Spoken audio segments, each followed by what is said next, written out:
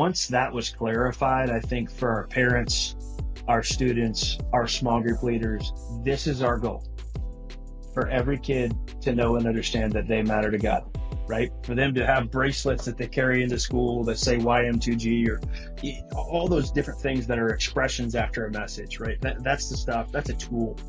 But the value is, do they know and understand that? And then on the back end, what are we doing as a ministry to disciple them so that, yes, you have this knowledge now. Now, what do you do with it? My story, so like you, I went to a state school. So your Kansas State quarterback, Colin Klein, Oh yeah, is now the offensive coordinator for the school that I care about. Cause I went to Texas A&M. And man, it was fun. I had a fantastic experience. I'm a pastor's kid. And so I grew up in church and I saw all the good and, all the hard stuff too, that just comes with people. And I remember when I was a little kid, I think I was probably 8. I walked into my home and was trying to find my dad, and he had just started the church and was trying to make some leadership changes. I mean, it was small stuff in the grand scheme of things. I mean, it was like changing the carpet and things like that don't matter, but people can have big opinions about. And I remember walking into his room and the door was cracked open just like a little bit, and he was facing the other direction towards the window. He kind of had his hands like placed up on the bed, and I could tell he was crying. And so I went downstairs and talked to my mom because I hadn't seen my dad cry very much, and just said, "Mom, what's going on?" And she said, "Man," well, she didn't say "man" because I'm her son, and I was 8, so I don't know why she would say that. She just talked about how sometimes people are mean, even if you're trying to do good.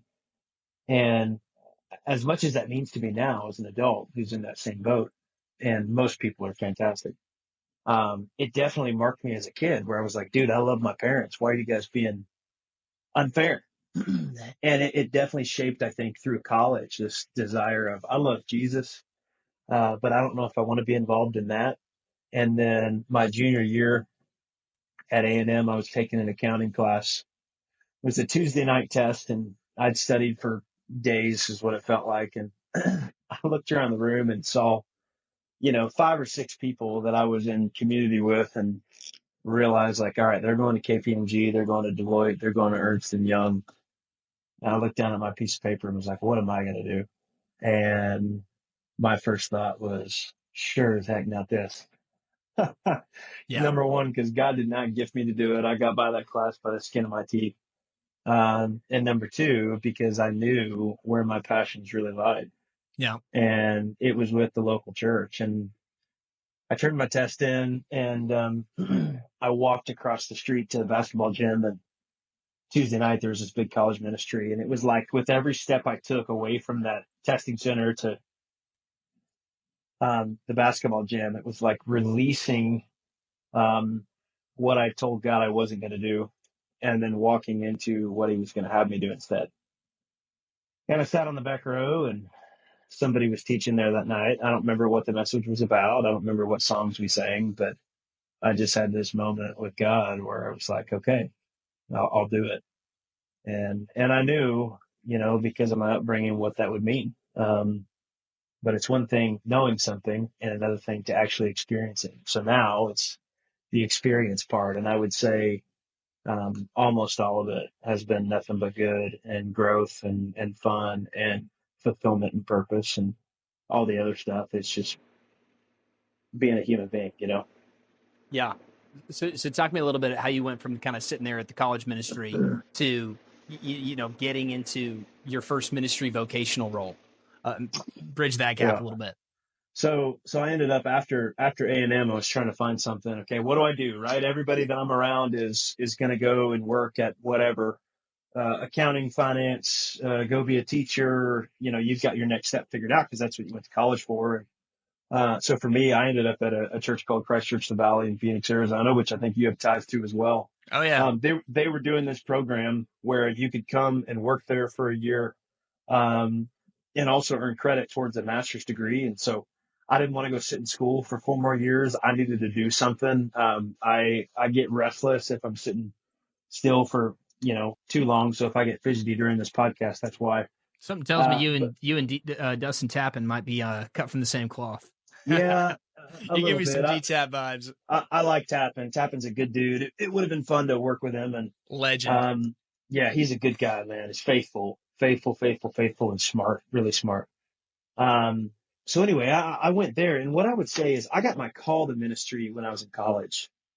That moment, and I think I always knew it deep down.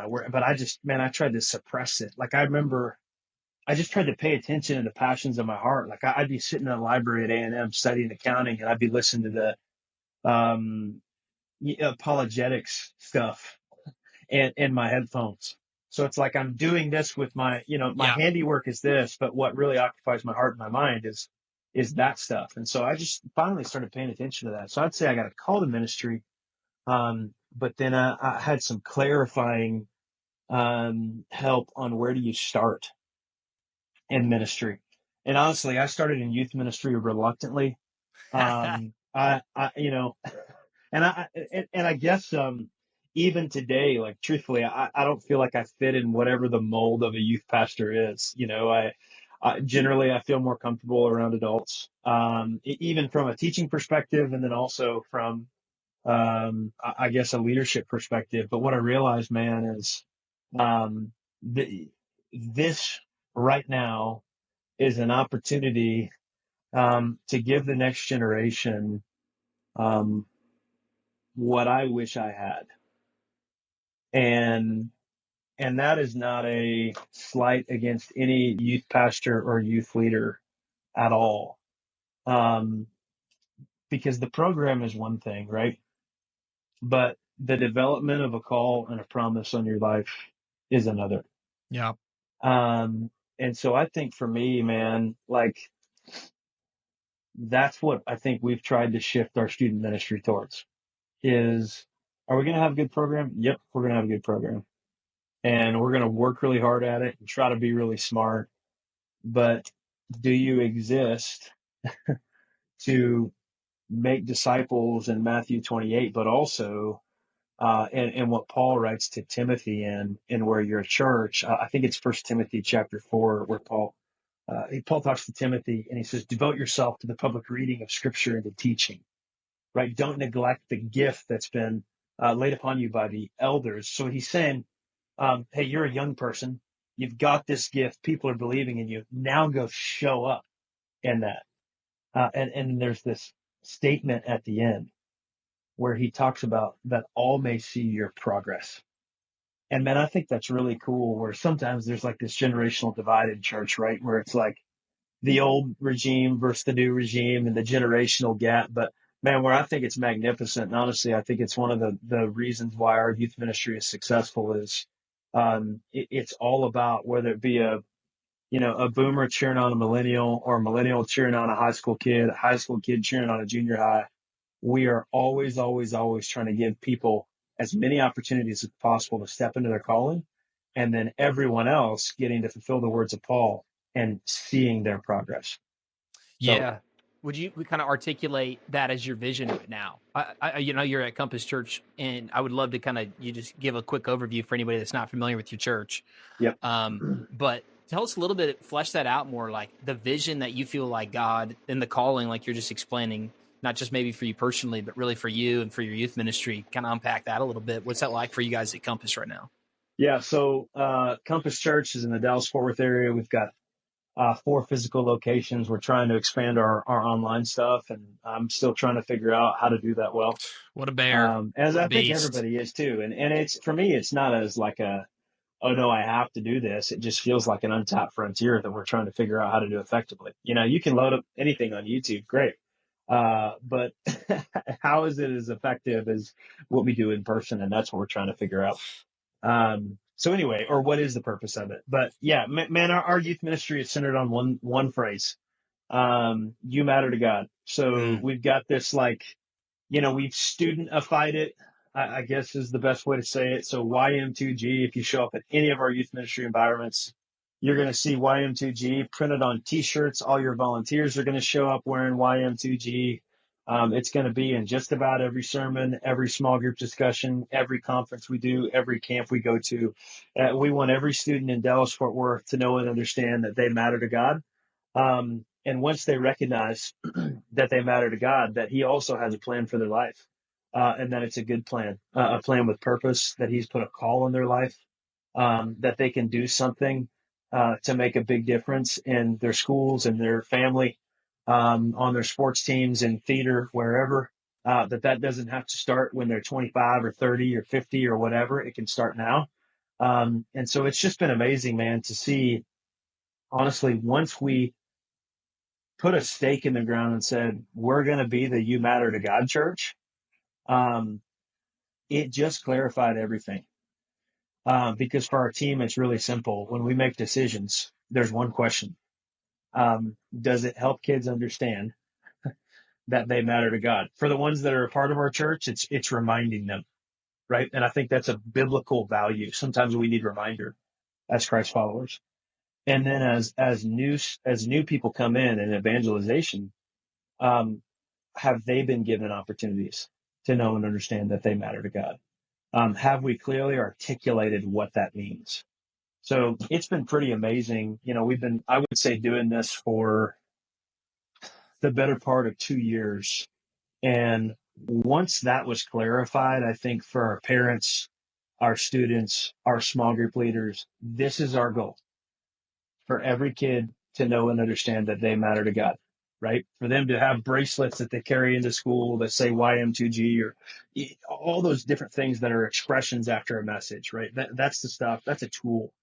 But the value is, do they know and understand that? And then on the back end, what are we doing as a ministry to disciple them so that, yes, you have this knowledge now. Now, what do you do with it?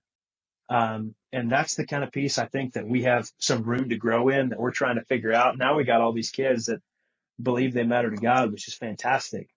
And so we've made a huge turn in our ministry over the last year, getting kids plugged in to serve, getting them starting on different clubs and different things on school campuses, us showing up at that sort of stuff. So instead of trying to like be this giant, I think of it as like you light a fire and then people come to it. We'd rather have our people be the fire, and then go out. Yeah. And that's been definitely a shift. And it's something, I think, by the way, that's really hard to do. And God's been kind enough to let that happen. Come on. It sounds like that was a shift you had to make. Like you Yeah. had to transition from saying we didn't have that identity before, maybe in your programming and whatever you're doing, how you're training, how you're set up. I don't know what you guys were like before. What were maybe some things that you had to cut or remove or refocus to shift away from where you were to that singular focus on, hey, everything we do is going to be about building that identity in our students? Because I think, it just is leadership, right? We got to cut stuff. We have to change things. We have to, and that's hard. And that's not easy to do. So what did that look like for you guys? Well, I think you've probably heard the phrase, and I can't remember who it is. This does the good is the enemy of great, or some leadership book, right? I mean, we've all read that stuff, and that's true and good. And so what we started doing was, again, just evaluating. Okay, now we have this thing called You Matter to God, and we went through every single one of our decisions, programs, anything we did. Does this help kids know that they matter to God? And so we shifted how we talked about our program. It was way less, hey, show up to Compass on whatever night and we'll give 5 kids and I don't know, free t-shirts, or we stopped doing giveaways. Um, we didn't promote goofy game type stuff, which, by the way, there's nothing wrong with it. It wasn't the best thing for our culture. And that's what I spent a lot of time doing in my first few years of youth ministry. And instead, we just tried to cast a vision that every single person matters to God and that God has a plan and purpose for their life. And so the things that we shared on Instagram were kids worshiping, teaching stuff, helpful, practical ways of how to engage with God during the week, pictures of small groups and people being in community, us being out in community as well. And so, honestly, it's a really simple snapshot. And that doesn't mean we don't have fun. We have all kinds of fun all the time. It's just not what we lead with. Yeah. We lead with, hey man, come to Compass and you're going to hear about blank. Cause sometimes I think I buy into, well, kids don't care what you talk about. They may not seem excited about it, but if there's one thing I've learned in my first few years of ministry, it's that you can never underestimate what God can do in a student's life. And you may not know about it, and you know this now, until 5 or 10 years later. Yeah. And so we're going to have a ton of fun as a ministry, and we do all kinds of great things. And I think all of our environments are fun, but they also, like, we're there for a reason. And we're there to tell people they matter to God. And then once they discover that, to put them in a place where they can help other people know that too. So I don't know if that's practical enough of kind of doing away with a lot of, I guess, what is normal youth ministry. Yeah. And then just trying to call kids up to a higher standard. We used to have junior high and high school specific environments. We combined into one. Yeah. So we have a one-stop shop Wednesday night, 6:30 to 8:30. There was definitely, I think, a lot of pushback on that. How is it possible um, for those kids, sixth graders to connect with 12th graders? And the deal is I think that's probably also true for your weekends. There are so many people on so many different places all across the map when it comes to their spiritual experience or discipleship. So it's no different than a kid's. We've got seventh graders who are more spiritually mature than 11th graders. Yes, how that's like manifested and how they could live it could look a little different. And so we're wise in terms of how we communicate, but more often than not, our programming is geared towards 10th graders. Yeah. So it's calling those J high kids up. And then our 11th, 12th graders, we've developed a program too that we're trying to switch this mindset of once you hit 11th and 12th grade, this is no longer for you. We want you there, but now it's time to develop people younger than you. And that's been a real big win for us too. Yeah, I'm curious. What does that look like for you to mobilize? Because it sounds like you guys have made a big shift into thinking about mobilization with your high schoolers and getting just way more missional rather than consumption focused. So, what is it? Talk me through that for a sec. Like, I'm curious. Man, How do you mobilize your juniors, seniors to serving and owning so more of that discipleship? we realized like there is no freaking way that we're going to be able to be as entertaining as anything else these kids are going to do. No. And you've heard that on every podcast or whatever. But the good part is I actually don't even think kids need you to do that. I don't think they expect you to do that either. They're not coming into church and expecting you to be as relevant or whatever. They're No. expecting you to be church. And by the way, that doesn't have to suck. So one of the shifts that we made and we just noticed, and I think this is true for a lot of youth ministries is, the number of kids, like if you run a report or whatever your church database is with sixth graders, there's going to be X amount. Well, how many of them finish as 12th graders? And so about 6 months ago, we started a new program called 1112. That's how creative I am. 1112 because it's for juniors and seniors.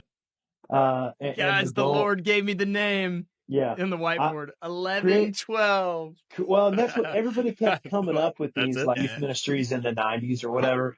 And I was like, I don't want anyone to mistake what this thing is for. We're Yeah. calling it 1112. Okay. So all our youth pastors had to get over it. And none of their names were good anyway, for what it's worth. So, man, the goal of 1112 is real simple. Um, it's to help them determine the call that God has put on their life. Come on. And that looks less like you need to go to this college, you need to work this job, because we all know, we've all experienced that stuff can change. And instead, help them discover who they are and how God made them. So it's spiritual gifts oriented and it's been amazing to see. Like, I remember the first time we sat in a room with juniors and seniors and we had them take a spiritual gifts test, like the eye pop, man, when they were like, wait a minute, I've always felt that way. I just didn't know that there were words for it. Like, I love when people come over to my house and I can make sure everything's good for them. Well, it's because you have the spiritual gift of service. And so what we did after that is we tried to intentionally plug them in environments where they could grow in that spiritual gifting. And so it looks different for all of them. There are some juniors and seniors Right? And this is a requirement to be in the program. If you're in this program, you have to serve. Yep. Like that is the non-negotiable. And so there are some of them that serve in kids ministry. There's some of them who actually serve our junior high ministry as 11th and 12th graders too. In worship and tech and production, we try to provide teaching opportunities for them. So honestly, man, it's not anything new. It's just actually calling something, I think what we're by the New Testament supposed to do, where we're going to take these juniors and seniors, and by the time they leave high school, we're going to do the best job we possibly can at raising them up in the Lord so that when they get out of this church and out of their parents' house, they have the best chance to have a living and active faith. So I it's love been that. pretty cool, man. It's been awesome. I'm curious, coach me a little on, let's just say I want to do that in my youth ministry. I want to launch some type of student leadership track, whether it's freshman through senior, junior, senior. I want to replicate your 11, 12 deal, but I don't know where to start. I've got this group of kids. We've got something clicking on a program, but I've got this crowd, but how do we move them into that mobilized core and the missions? How would you kind of talk through what you guys did and maybe counsel after Yeah, going it's through the process? You're like, maybe I wouldn't do it that way, but coach me on so that. serving and this is a bad word for it, but I'm going to call it information. So let me kind of give detail on both. So when I first started in youth ministry, I'd do student leadership programs, and it'd be the 30 kids that God moved in their life during camp, and so you have them fill out an application, uh, and they write their testimony, and then you get in a room and you're like, all right, guys, what sermon should we do this year, or what event Yep. should we do? And what I noticed over time is it was like you'd start with 30, and then there'd be 15, and then there'd be 10, and then there'd be 8. And everybody else has gotten busy because they have sports and all kinds of different things going on in their life. And so I told our team, like, hey, we're done talking about student leadership teams. Instead, we're just going to target specifically upperclassmen. Hmm. Not all of them have been in our student ministry. And so we can't operate under the assumption that they're all spiritually ready. But by now, they have the life experience that they at least could serve in a particular area. Probably not going to have a 6th grader work on your parking team, right? But a junior could. But a junior could, no matter how long they've been a Christ follower. So we stopped calling it student leadership teams. We stopped making it for the first 20 kids that are going to jump up and do everything, and their families work for the church or been a part of the church, and open this up for everybody. Now, not every junior and senior took advantage of the opportunity, but they center on 2 things. One, serving. So if you're in 11, 12, you get served. You get served by us, but also you get a chance to serve. Yep. So that's in any ministry. And 2, we try to have quarterly nights where we talk about felt need topics. So first one was an invitation into a home. We talked about spiritual gifts. The next one is a prayer experience. The third one is apologetics. And then the fourth one is going to be how do you do college well if you're a senior? And then if you're a junior, it's how do you make the most of your senior year? So serving number one, and then what I would call information or training nights number 2. So did away with student leadership because what we realized is it was serving the same 30 kids, and we tried to expand it and give kids a serving opportunity. Yeah, I love that. So talk me through a little bit about your team structure. It sounds like Yep. you got the multiple locations. You're working with your youth pastors. Um, what does it look like for you guys to recruit, develop team? Because I think that is over and over and over again. Like I was sharing with you earlier before we started recording. I was on a call yesterday with a guy. He's like, "Hey, what's your priorities right now?" Number one, he's like, "I got to figure out my team. I don't know how to recruit very well. I don't know how to develop. I'm trying to figure out what to ask them to do." Processing that is hard, and I think that's really where being at a larger church, and you guys having years of experience and layers of leadership, you can share a lot of wisdom, not just for smaller churches, but how do you guys develop your team? What are you So looking for? I think what we do can be replicated on any level, and that's the good news. We're a multi-site church. We have 4 physical campuses, but honestly, we don't operate it that way. When Compass is, I wouldn't say unique, but different than the normal multi-site model, because normal is video driven. Campus pastors are, stage hosts and they're pastoring people and doing small groups. Well, Compass, the campus pastors are teaching. So there's some independence and autonomy that I think is really important. The bad side of that is, or the potential danger is, you say you're one church in multiple locations. Well, you just got to make sure you actually are. And so that was true for our student ministry. When I got there, everybody was running different youth ministry nights, games, teaching, going to different camps even. I mean, it was all over the place, four different churches. And so what I came in and tried to do, and it was difficult, was let's be unified. And we did so under the idea that we're going to go with the best idea in the room, no matter who it comes from. It's not all going to be from central or development or whatever word you use for that. That usually scares people and makes you think it's going to, here's your sandbox, play in it. We're going to go with the best idea in the room. And the reason we're going to do that is because similar to 1112, there are people who are unbelievably gifted in programming, but their campus has only benefited from it. There are people who are amazing disciplers, and that youth pastor over there has been trying to figure out how the heck to build a discipleship program when the answer is probably right at the other campus. And so we decided, man, we're going to go with the best idea in the room, right? And then the only rule with that is we're going to roll with the best idea. That doesn't mean that you can't have, your campus culture. And we've got campuses with different socioeconomics and demographics and all that sort of thing. So obviously, you're going to put your best foot forward in that stuff. But we're going to go with the best idea in the room. And what I've learned in ministry is most of your problems, the solutions are already in your church. Yep. You just may not have found it yet. That's it. So that's what we try to do, man. We got 12 youth pastors, and there's definitely some times where we don't agree. But what I try to do is that when we walk out of there, everybody's unified.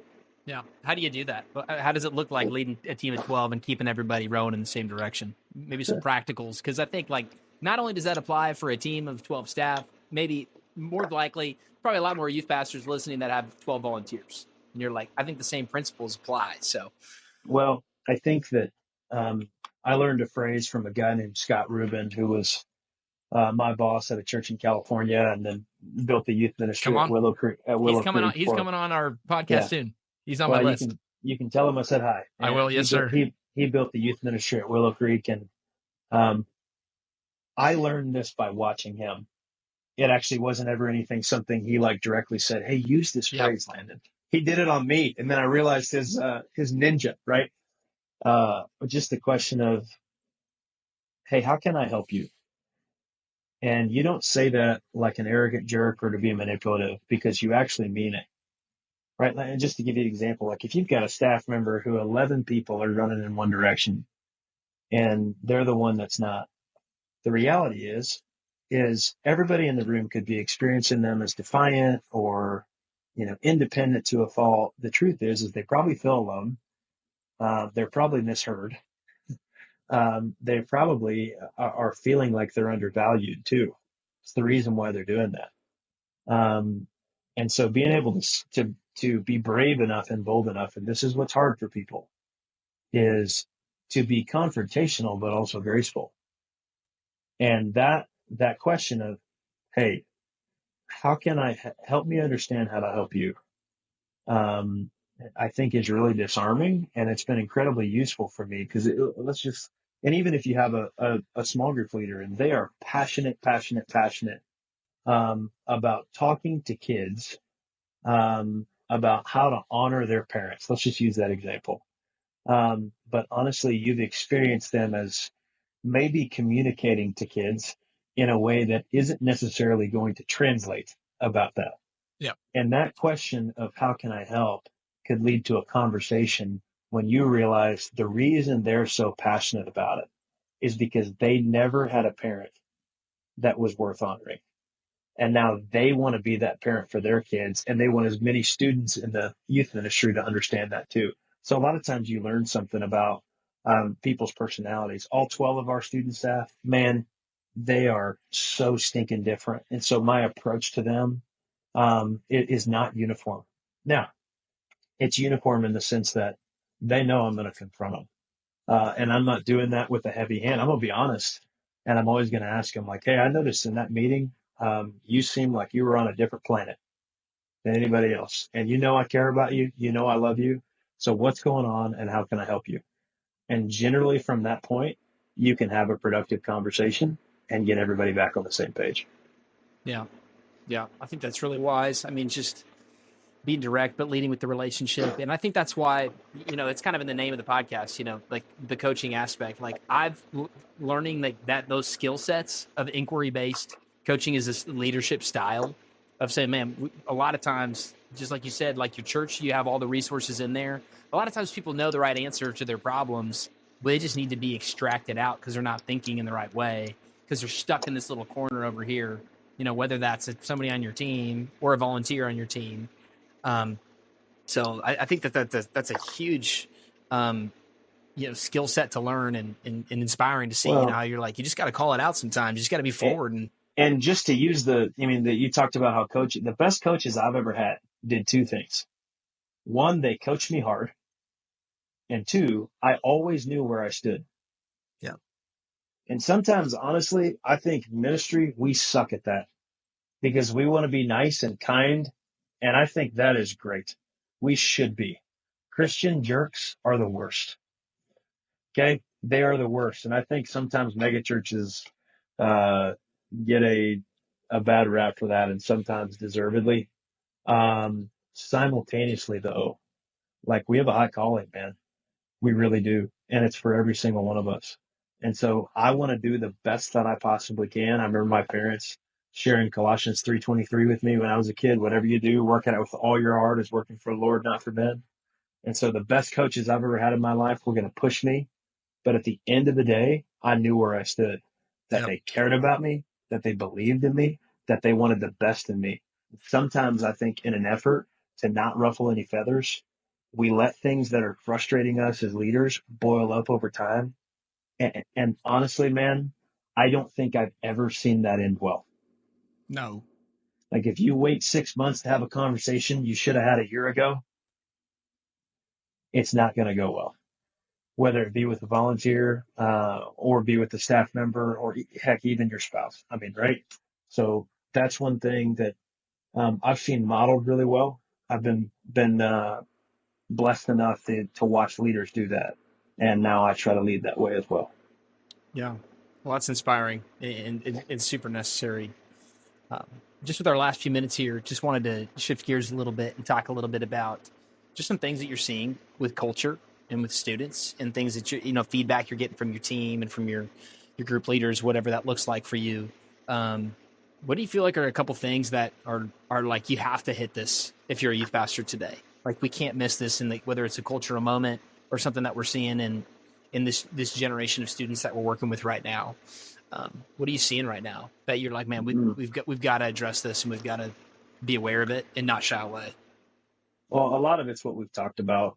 I mean, I mean, again, that's kind of just the premise of our ministry is I think kids need to know and understand that there's a God in heaven that cares for them, and that also He has equipped them to do a good thing and a great thing, and that can be as a businessman or woman, that could be as a nurse, a doctor, a pastor, a leader, a missionary, a teacher, a college athlete, a musician, whatever. Right?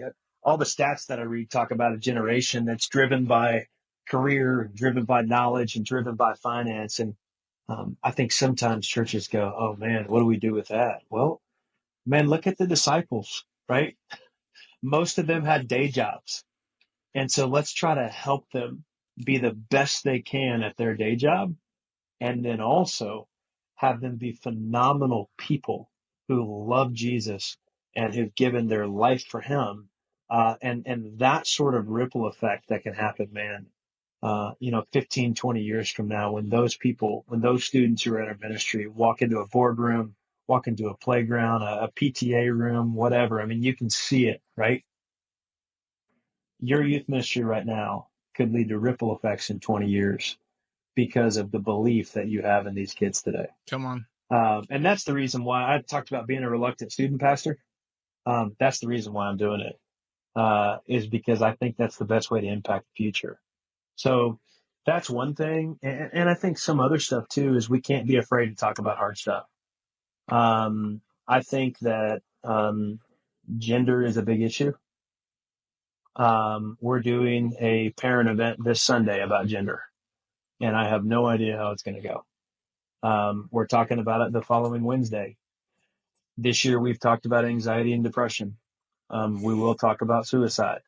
I mean, we're going for it, man. And honestly, what I realized is I kept finding myself saying, "Our people aren't ready yet," which was a translation for "I'm not ready yet." Yeah. And I kept telling myself, "I'll wait for the right time." And I realized I'd been waiting for the right time for like 5 years. And so we've been kind of wading in those waters. And so far, I think it's been really helpful. And the reason for that is because, one, there are people who are hurting. And two, there's a whole community of Jesus followers who aren't really sure what to do. And I think we have a responsibility to both of those people. Absolutely. That's so So, important. two very different answers there. But Yeah. Yeah. But I agree with both of those. I mean, and it just is what it is. Like knowing it's part of that preaching in and out of season. You know, when Paul's talking to Timothy, it's like, hey man, there's going to be seasons where it's going to be clicking and you're going to feel good and they're going to be clapping and amen. There's going to be seasons where it's really hard and culture's up against pushing you up against the rails. And it's like, we got to stand for truth because and one of the things that we had, our senior pastor, he passed away earlier this year. Um, and one of his phrases that he would always teach our staff, you know, over and over and our church was just understanding like it's the word that does the work. yep. And I've held on to that for a long time, you know, just in every message and every time I get together, that's been something I've been trying to be, even in all the way down to a conversation. I was at a lunch right before this with a student and I was just like praying like, all right, Lord, give me an opportunity to introduce your word into this conversation because it's your word that's going to transform. It's not going to be me. It's not going to be our thing. It's not going to be our take on the how to talk about gender or Yep. whatever. It's going to be the truth of God's word that's going to stand the test of time.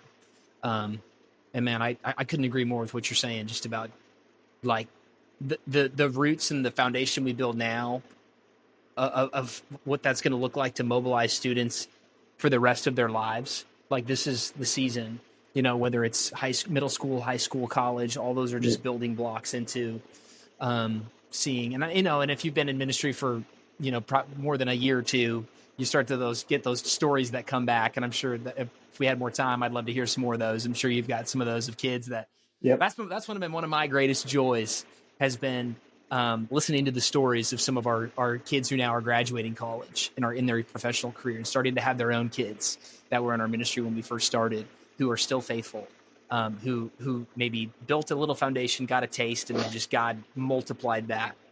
So, on that note, just as we wrap up today, uh, I think youth ministry is hard. I don't know I don't know what your staff looks like and how many people you've had come and go, how many buddies you've had be in youth ministry and have quit because they're not making enough money or it's too hard or they don't know what they're doing. A lot. I think that's chronic. That's, to be completely honest, that's my number one motivation for doing this podcast and for wanting to serve other youth pastors because it's freaking hard.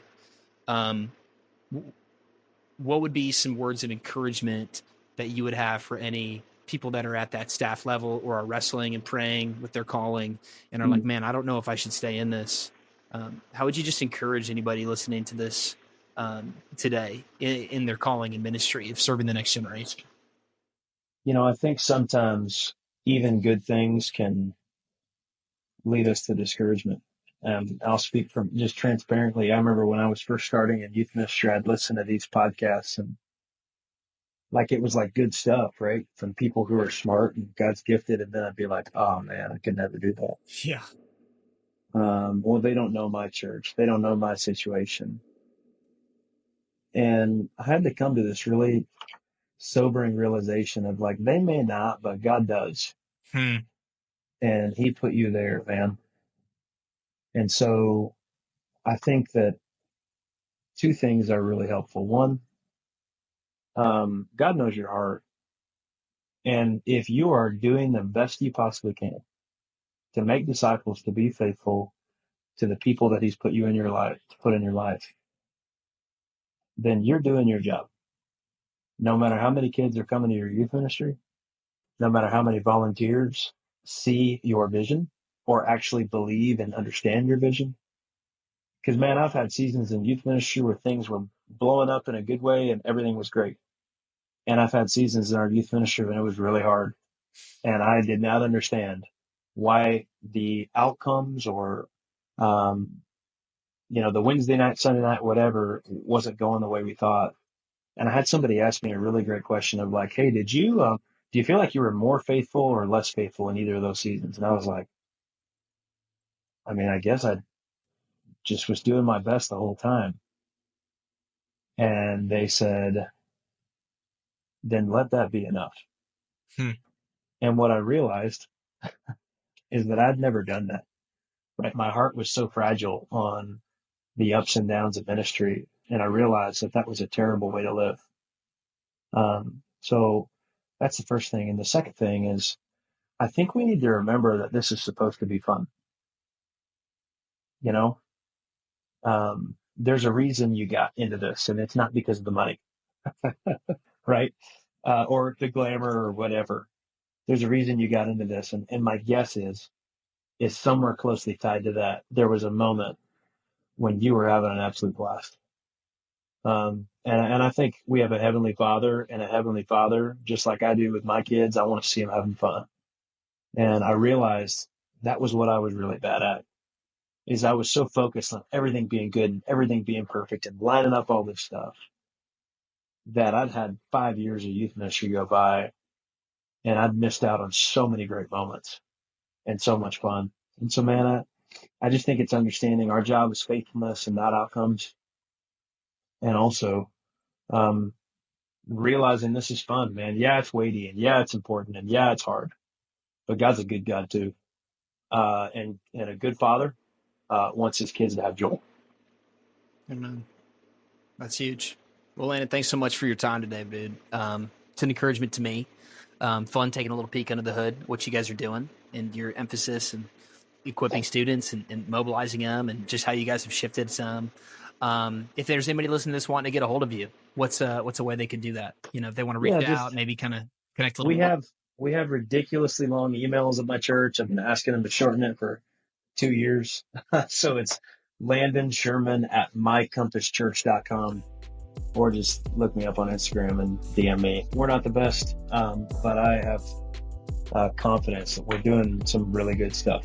I believe that wholeheartedly because God's been faithful, and kids are getting baptized and discipled, and parents are getting equipped, and I think that stuff matters. So happy to help anybody in any way. Absolutely. Thanks, Landon. God bless you, your family, your ministry. Thanks for your time. Bro, I appreciate you, and thanks for the invite. Heck yeah.